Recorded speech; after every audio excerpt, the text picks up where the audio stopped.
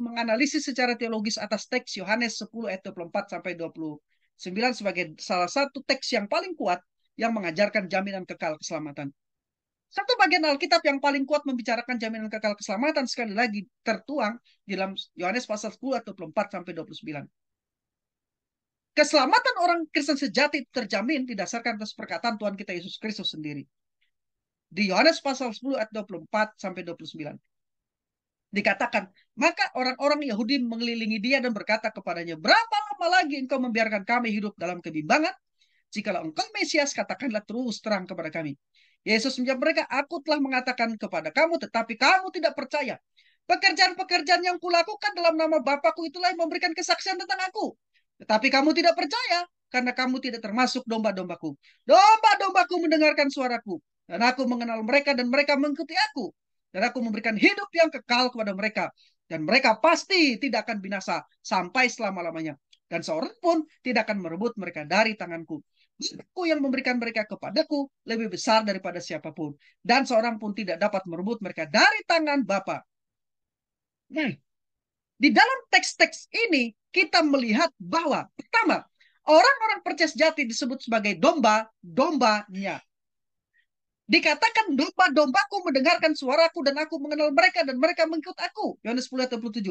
Yesus sendiri menyatakan bahwa domba-dombanya yaitu probaton. Kata Yunani probaton itu berarti domba-domba. Pasti mendengarkan. Kata mendengarkan situ adalah kata Yunani ko yang juga berarti mengerti.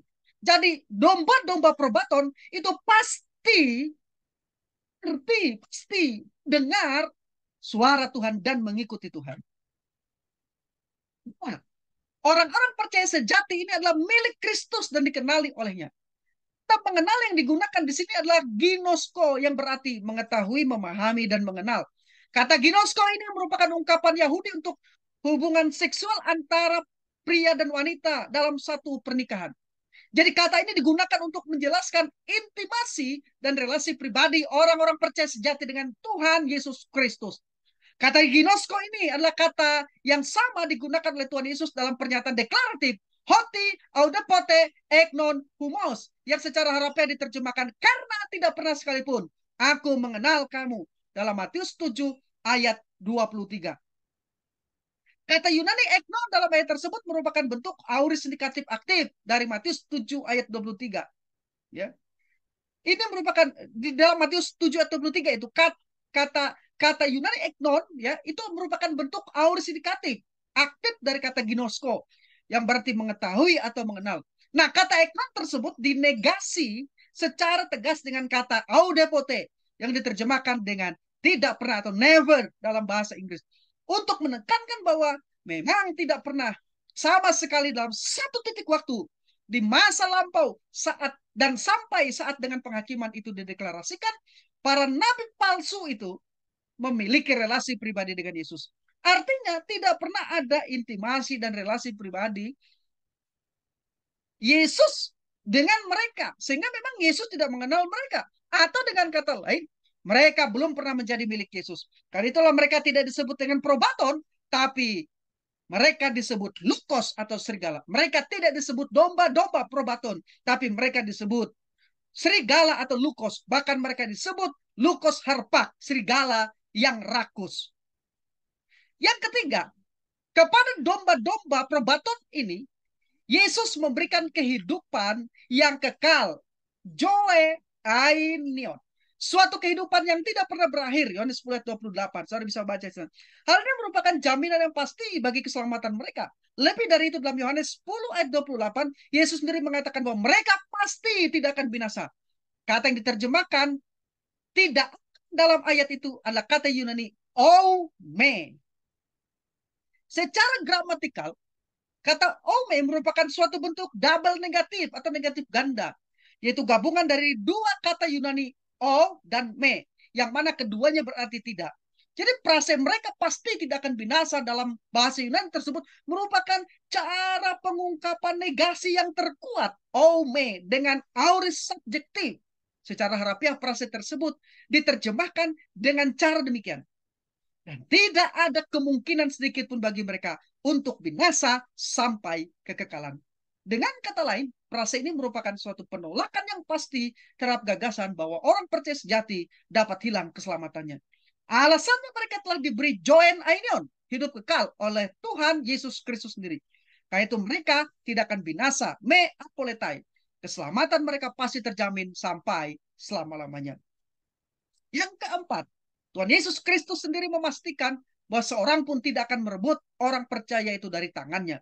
Artinya, kepastian dan jaminan keselamatan bagi orang percaya tidak tergantung pegangan mereka pada Kristus, tetapi tergantung pegangan Kristus pada mereka.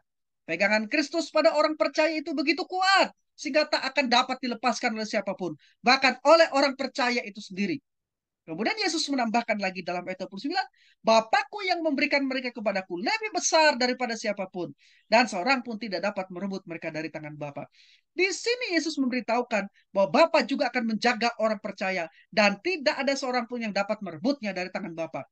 Jaminan perlindungan yang tidak mungkin gagal ini ada karena orang-orang yang diberikan kepada Yesus telah berada di dalam tangan Yesus, dan sekalipun telah diberikan kepada Yesus, mereka secara misterius tetap masih berada di tangan Bapa.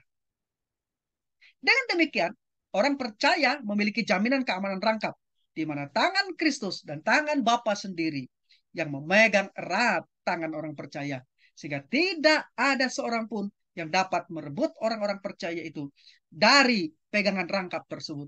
Sekalipun ada orang-orang percaya itu ada kemungkinan sedang dalam keadaan lemah, namun mustahil ada kekuatan yang sanggup merampas mereka dari perlindungan rangkap itu.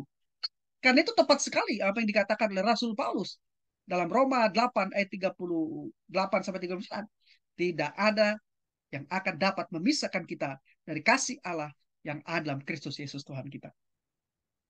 Sebagai tambahan, saya ingin menjelaskan bahwa pemeteraian oleh Roh Kudus atas orang Kristen sejati menjadi jaminan keselamatan mereka. Paulus mengajarkan dalam 2 Korintus 1 ayat 21 sampai 22.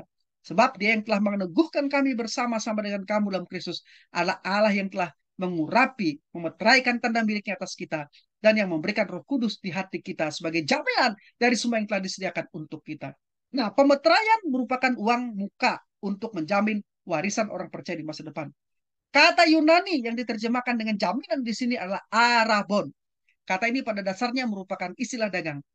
Artinya ialah pembayaran pertama atau angsuran pertama dari suatu pemberian atau dari sejumlah uang yang harus dibayar, yang diserahkan sebagai jaminan bahwa sisanya pasti akan dilunasi.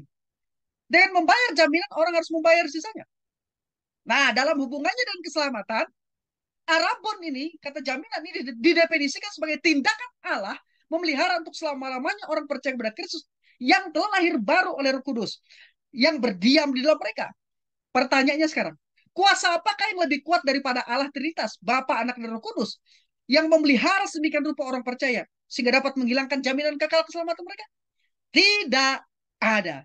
Tidak ada kuasa apapun yang dapat melepaskan kita dari kuasa pemeliharaan Allah. Dengan demikian, jaminan keselamatan kita secara kekal terjamin. Secara pasti terjamin. Itu. Haleluya.